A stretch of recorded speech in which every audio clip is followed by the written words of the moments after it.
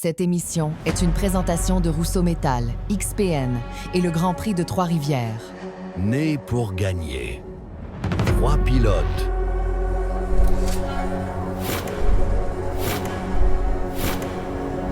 Trois champions.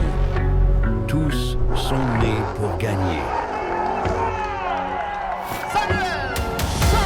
Vittorio Girelli is the 2025 champion. Précédemment dans Né pour gagner, la petite histoire du Grand Prix de Trois-Rivières avec Dominique Fugère. Les premiers pas de Vittorio Girelli dans la nouvelle voiture numéro 50 Rousseau Métal.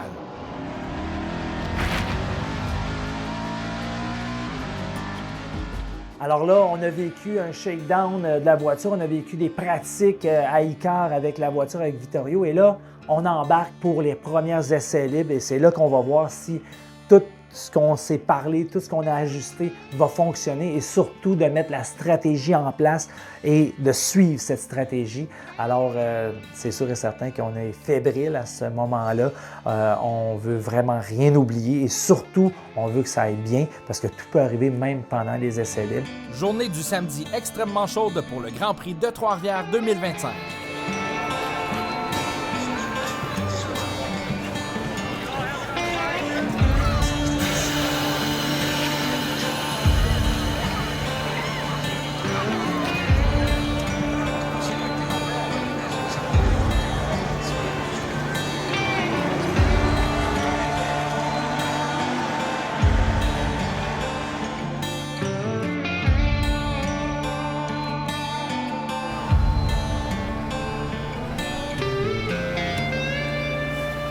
Donc le samedi, la journée de la première pratique, la seule pratique et la journée de la qualification, on arrive tôt le matin, on sort la voiture du trailer, mais contrairement à ce que plusieurs pensent, il n'y a pas énormément de travail qu'on fait sur la voiture parce qu'elle est déjà prête. Donc le travail qu'on fait, c'est plus la peaufiner pour aller faire les inspections réglementaires de NASCAR, pression d'air, un petit coup d'œil rapide aux hauteurs, s'assurer là, que l'essence est pleine dans le réservoir.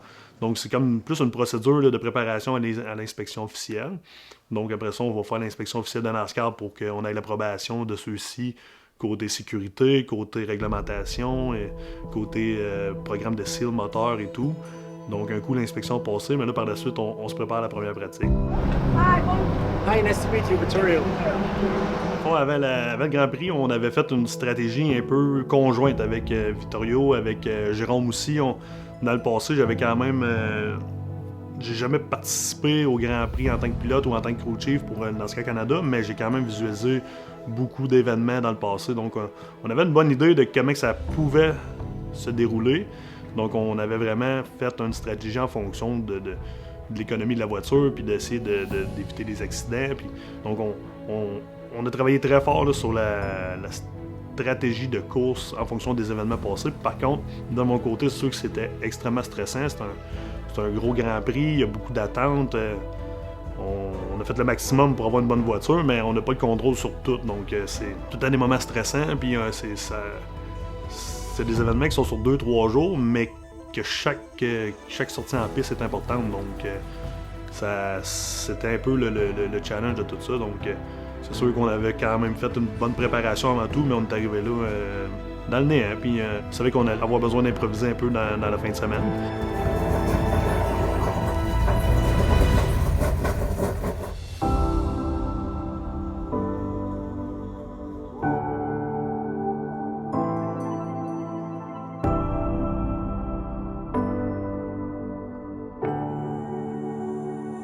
When I arrived in Trois-Rivières, I was very well welcomed. Obviously, with Martin, now we have also a friendship already. He's a very nice guy, and also the Dumoulin brothers. They gave me some tips with that car, that series. You know, I was very welcomed in the team, and it was really a fantastic experience.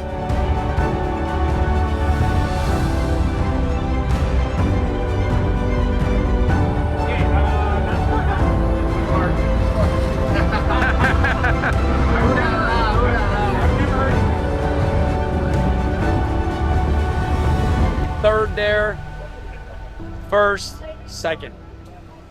I play with it. It hits fourth gear in the backstretch, but Yeah. play with that. If you think it's too much revs, think about it. Maybe it's hard to get the traction. Engine braking is okay, but not too much engine braking. You know what I'm saying? So Yeah. No over rev, yeah. No. But yeah, a little bit is good. A little bit helps you tiny bit. Vittorio est dans la voiture pour ses premiers pas sur le circuit du Grand Prix de Trois-Rivières.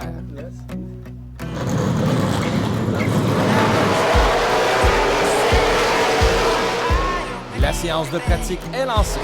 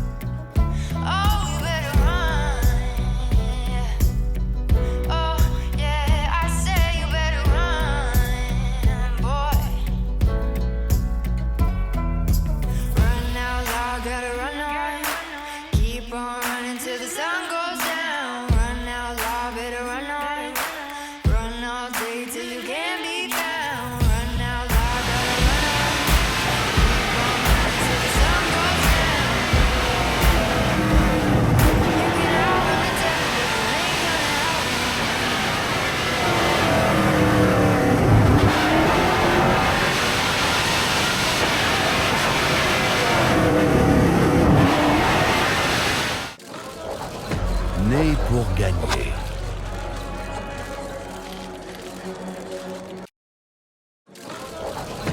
Né pour gagner.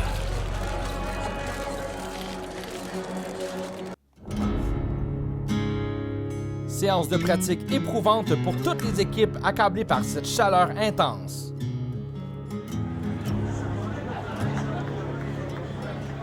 Fraîchement sorti de la voiture 50 après ses premiers tours, voici les commentaires de Vittorio. It remembers me Monaco when I raced the World Series 3.5. It's really tight, narrow. I was step by step getting more confidence, and we're not far off. I mean, we're P11, so I think for the first few laps in this circuit in the new series, it's a very good result. Now we will fine-tune everything and try to have a good strategy for the qualifying. Bah écoute, ça va bien, nous il a fait tout ce qu'il avait à faire, donc il a fait les bons temps, il était 11e, Ouais. et puis bah maintenant il a fait une 22 tours, 23 tours, donc après ils ont décidé de garder les freins et tout pour préparer les qualifs et la course, quoi, donc tout super. On est dans le top 10, donc nos attentes sont quand même réalisées. Par contre, on a quelques petits problèmes avec la voiture présentement. Les freins ont surchauffé. Puis Vittorio, il s'habitue avec la voiture, mais c'est une voiture pesante. C'est une voiture qui a une bonne motorisation aussi. Puis les coins ici à Trois-Rivières, ils demandent beaucoup de freins. Donc on a fait des runs plus longues pour voir justement comment la voiture allait se comporter pour une petite simulation de la course. Puis on a vu là, que la pédale à frein a amolli, a perdu aussi, a gagné de la course. Donc c'est pas optimal. The pedal is like going to the end, you know, and it's not. Even when I stop here, like in the box, you know, I completely push, it does nothing. Yeah, but it must be here. Only the last part is. And what we're gonna do is gonna ask Ben. We're gonna open up we're gonna try to find the bias. That we know it works, but the pedal's really long. See, this pedal is not supposed to be long. The lock to the front and the rear is still locking. There's something with the master cylinder there. Est-ce que Sam et son équipe réussiront à régler le problème de frein? Donc présentement, on travaille beaucoup là, sur le problème de frein. On fait le changement de l'huile. On regarde là, voir si les cylindres de frein travaillent bien, si les calipers aussi, puis les bandes sont encore bonnes. Donc on focus sur les breaks. Aussi, il m'a mentionné qu'on avait une petite problématique là, au niveau de l'accélération. Lorsqu'il prend un virage serré puis qu'il réaccélère, il y a un petit manque. Donc On fait un ajustement de carburateur là, pour aller ajuster le niveau là, des flottes pour voir si ceux-ci ne font pas renverser du carburant dans le carburateur. Puis on va espérer que ce soit réglé pour la qualification. Objectif de qualification, là, qu'on serait heureux, ce serait entre 10 et 15. Un top 10 pour la qualif à une première présence au Grand Prix, je crois que ce serait vraiment bien. Mais en étant réaliste, là, entre 10 et 15, ça serait une belle position de départ. On serait au milieu du peloton, donc ça partirait bien la course. Puis c'est sûr qu'on a une stratégie de course plus relax. On veut pas attaquer trop vite en début de course, donc ça partir plus en avant, on serait content, mais ça serait pas de quoi qui nous avantagerait là, de notre côté. La séance de qualification est amorcée. Le fameux pilote échangé, le pilote italien Vittorio Ghirelli qui est en piste dans la voiture numéro 50, couleur de Russo Metal, Festidrag, Groupe Brière International et tous les autres. Pilote champion en titre de la NASCAR Euro Series. Découvre le Québec, découvre le Canada. Le pilote italien. Pirelli qui va chercher quand même un chrono intéressant. 1:08:110, ça le place en 7e place, tout juste devant Mathieu Kingsbury. Il faut quand même penser que ce pilote a essayé à quelques tours la voiture à Icar Mirabel cette semaine, n'avait jamais touché une voiture NASCAR Canada. On va voir, est-ce qu'on toujours 7e pour Ghirelli? Important de souligner le travail là, de son chef d'équipe, Samuel Charland, qui a un très, très gros programme. Samuel Charland qui roule lui-même dans une équipe de modifiés 358 sur la terre battue. Et d'ailleurs, il coursait hier soir du côté de l'autodrome Grimby, ce soir en piste à Drummondville. Et là, aujourd'hui, était là pour préparer la voiture de Ghirelli. Ouais, une ancienne voiture de Dumoulin Compétition que Festidrag a acquis dans les derniers mois. Le côté technique a été préparé dans les ateliers de Dumoulin Compétition, mais vraiment la portion plus en piste, c'est Samuel Charland, comme tu mentionnais, là, qui s'en occupe et qui sera en piste d'ailleurs avec la voiture du côté du complexe Icar Mirabel le 23 août prochain pour la prochaine manche et qui devrait aussi être en piste du côté de l'autodrome Montmagny en clôture de la saison 2025 de la série NASCAR Canada. Donc, qualification terminée, on est 14e. On est dans l'objectif qu'on s'était fixé, donc très satisfait. On va aller travailler un petit peu là, sur les freins encore. On a senti qu'il en manquait et qu'on veut être sûr que demain, là, au niveau de la course, tout se passe bien. Né pour gagner.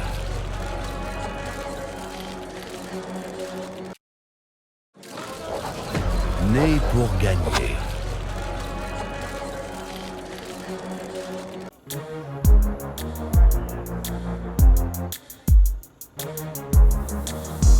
This is a warning before you fall in. I can be fatal, I can be risky when I'm calling. I know you think I'm so exciting.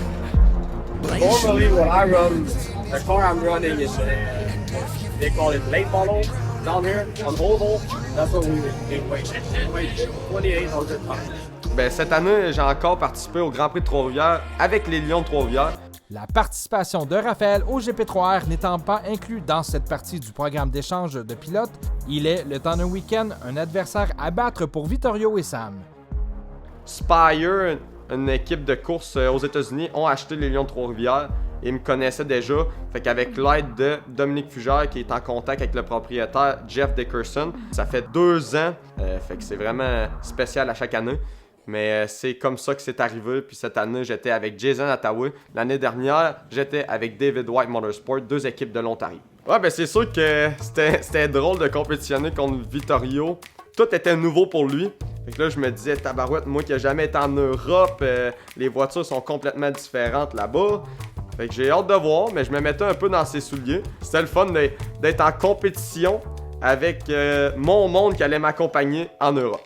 Et ce qui est le fun, c'est que oui, les gens pouvaient voir ce qui se passe sur la piste avec le véhicule et on met nos partenaires sur le véhicule, on veut se faire voir, on est là pour signer des autographes, tout ça, mais il ne faut jamais oublier la relation avec la presse. Et ça, c'est important et il faut se faire voir au maximum et de prendre le temps pendant une fin de semaine de course de faire un point de presse avec NASCAR Euro, NASCAR USA, Vittorio et Raphaël pour parler justement de l'échange. Je peux vous dire une chose, c'est très compliqué à ajuster l'horaire de tout le monde, mais on a réussi à le faire et les gars ont fait ça de main de maître.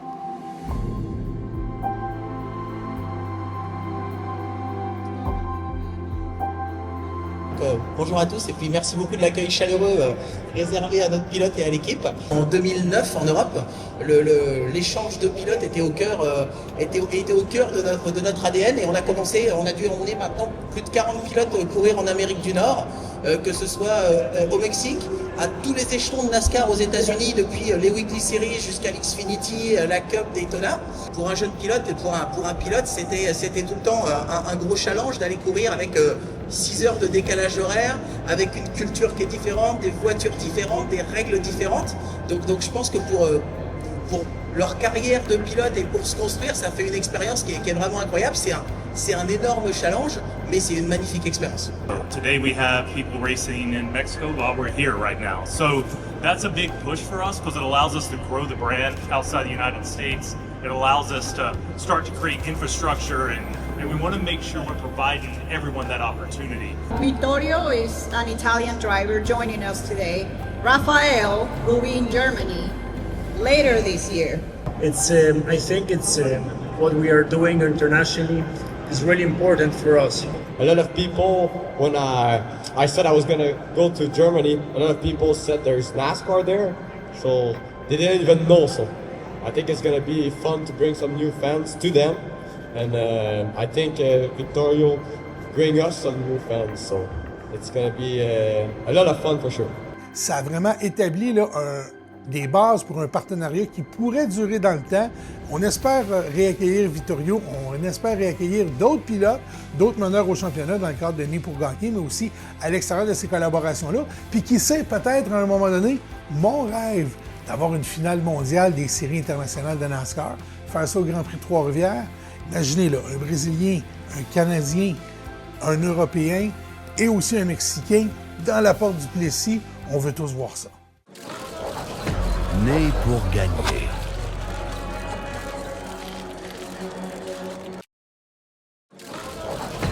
Né pour gagner. C'était un méga week-end pour moi. À la base, en février, quand j'avais parlé avec Martin, c'est quoi j'avais mis quand même au parfum là, que j'avais une grosse saison sur la terre battue. Puis le Grand Prix de Trois-Rivières, on savait pas avec les Canadiens qu'est-ce qui allait en être.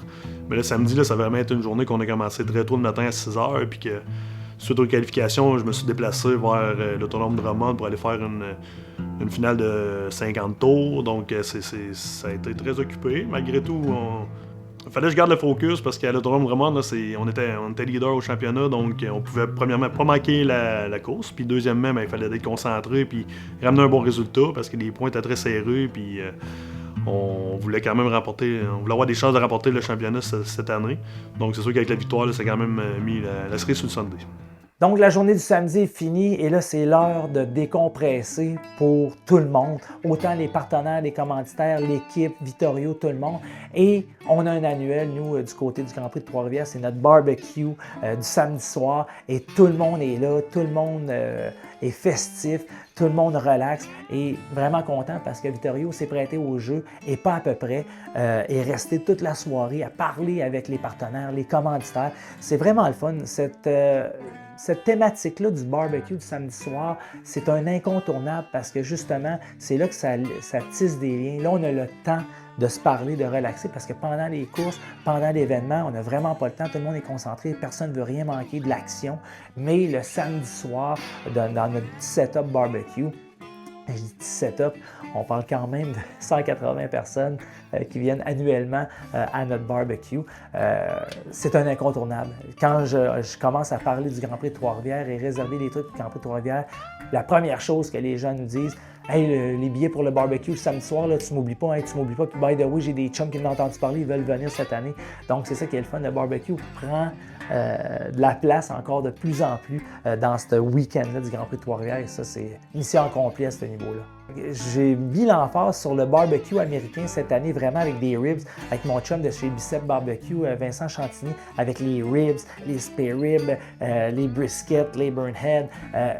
écoute, Vittorio a capoté sur la bouffe parce qu'on s'entend qu'en Italie, c'est pas vraiment le business case, le Southern barbecue américain. C'est plus les pâtes et le parmesan et la dolce vita. Mais là, je peux dire une chose, il a vraiment trippé et il m'a donné un commentaire, il dit « Vous attendez 1000 personnes, quoi? » La bouffe, il y en a. Oui, justement, la réputation du barbecue, c'est quand il n'y en a plus, il y en a encore, puis quand il y en a encore, il y en a encore. Fait que c'est ça notre barbecue. Dans le prochain épisode, c'est des choses sérieuses, le début de la grande course du Grand Prix de Trois-Rivières.